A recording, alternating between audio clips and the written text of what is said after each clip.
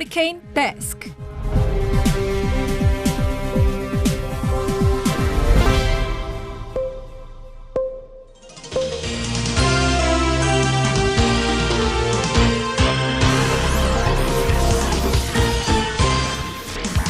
먹고 살기 힘들어도 지나치면 안 되는 세상 소식 전해드립니다. 허리케인 데스크.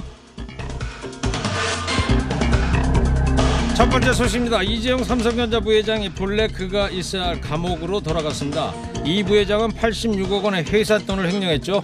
경영권 세습의 뒷배를 봐달라는 부탁과 함께 횡령한 돈을 대통령과 비선 실세에게 뇌물로 바쳤습니다.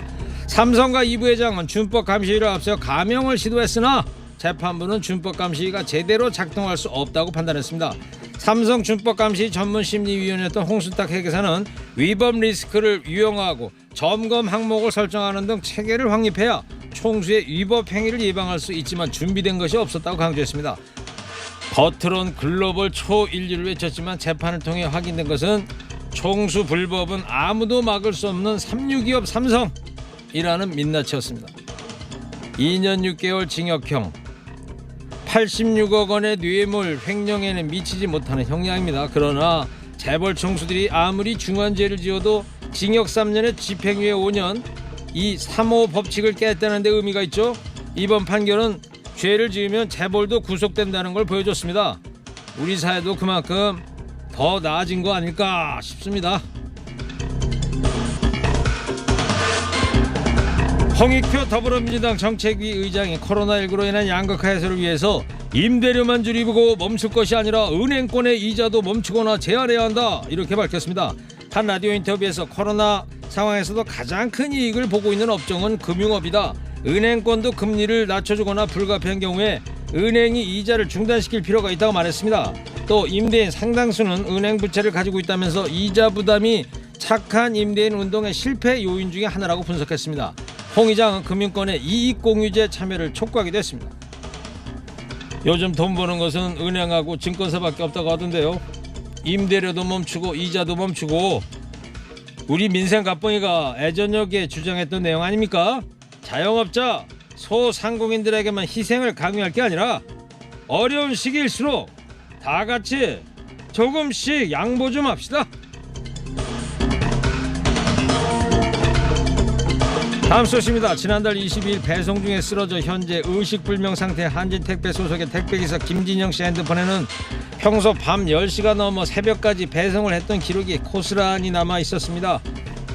과로사 대책으로 심야 배송 중단을 발표했던 한진택배에서는 여전히 심야 배송이 이루어지고 있던 건데요. 택배 물량이 쏟아지는 설 명절을 앞두고 택배 노동자들이 장시간 노동을 근절할 수 있는 대책 마련을 거듭 촉구했습니다. 택배 노동자 과로사 대책위원회는 택배사들의 말뿐인 대책 발표 후에도 5명의 택배 노동자가 과로로 쓰러졌다. 롯데택배와 한진택배는 사실상 분류작업 인력이 투입되지 않았고 CJ 대한통운은 분류작업 비용 책임을 대리점과 택배 노동자들에게 전가하고 있다, 이렇게 밝혔습니다. 택배 노조는 분류작업 인력 비용을 택배사 100% 책임을 할 것, 야간 배송 중단, 지연 배송 허용, 택배 요금 정상화 등을 요구하고 있는데요. 합의에 이르지 못하면 27일부터 총파업에 돌입할 예정입니다. 파업을 하고 사회적으로 문제가 되어도 그때 말로만 모면할 뿐이네요. 정말 얼마나 더 죽어야 바뀔 수 있는 겁니까? 새벽 배송, 하루 배송 편리하지만 노동자들의 목숨을 갈아 넣은 것이라면 앞으로는 받지 않겠습니다.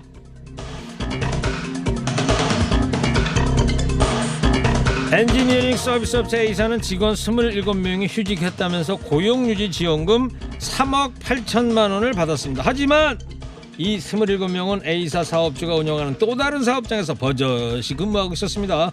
자동차 부품 제조업체인 B사도 최근 휴업 신고를 했습니다. 이후에 직원 20명에 대한 고용유지지원금 2,800만 원을 고용부로부터 타냈습니다. 하지만 사업주는 직원에게 지급한 월급의 30%를 되돌려받는 이른바 깡수법으로 이득을 챙겼습니다. 고용노동부에 따르면 고용유지지원금 악용 사례가 크게 늘고 있습니다. 고용유지지원제도의 원래 취지는 불경기의 고용유지를 위해 해고가 아니라 휴직을 하면 인건비의 일부를 지원해주는 제도입니다. 이 틈을 비집고 얌체 사업주들이 서류상 휴직으로 돈을 타낸 뒤에 직원들에게 따로 일을 시키거나 직원에게 가야 할 지원금 중에 일부를 받아 챙기고 있었는데요. 직원들은 뻔히 알면서도 당할 수밖에 없었습니다. 고용노동부에 따르면 지난해 11월 말 기준으로 고용유지지원금 부정수급 적발 건수는 468건, 부정수급액 79억 원에 이릅니다. 10개 가진 자가 1개 가진 자의 그 1개마저 빼앗는다고 하더니 노동자들을 위한 제도인데 사업주만 신났네요. 나라 돈은 먼저 번 사람이 임자라고 했던가요? 그런 말 영원히 사라지도록 색출해서 엄중 처벌해 주길 바랍니다. 마지막 소식입니다. 국회에서 김진욱 고위공직자범죄수사처장 후보자 인사청문회가 열리고 있습니다. 국민의힘은 정치적 중립 문제를 제기하면서 후보자의 자질을 꼼꼼히 살피겠다고 별렀습니다. 민주당은 공수처 운영 방침 또 기존 수사기관 관행을 개선하는 방안 등을 물었습니다. 김 후보자는 초대 공수처장은 공수처가 국민의 신뢰를 받고 헌정 질서에 단단히 뿌리 내릴 수 있도록 초석을 놓는 중요한 자리라고 생각한다. 이번 청문회를 통과하고 공수처장이 된다면 공수처가 국민의 신뢰를 받는 선진 수사 기구로 자리매김할 수 있도록 최선을 다하겠다. 이렇게 밝혔습니다. 지금 말 그대로 국민의 신뢰받는 공수처가 되길 기대해 봅니다. 법 앞에 특권과 반칙 없는 세상 만들어주기 바랍니다. 오늘 허리케인 데스크 여기까지 하겠습니다. 깨어있는 시민이 됩시다.